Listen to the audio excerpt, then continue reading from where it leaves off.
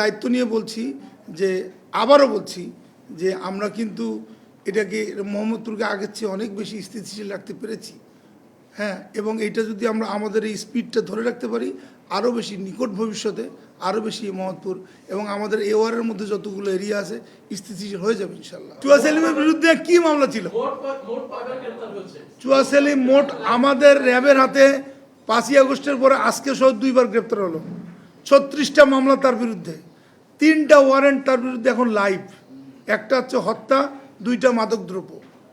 হ্যাঁ, সো এই জিনিসগুলো আরও এখন আমরা 2টা মামলা তাকে রুজুর প্রক্রিয়াধীন আছে। একটা হচ্ছে অস্ত্র, একটা হচ্ছে মাদক, হিরোইনের মামলা একটা হচ্ছে।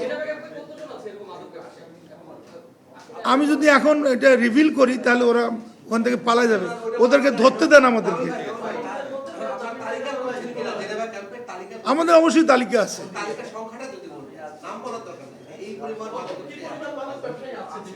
আচ্ছা, আপনাদেরকে আমরা আমাদের ড্রাইভে দিয়ে দিব এটা। হ্যাঁ, থ্যাংক ইউ।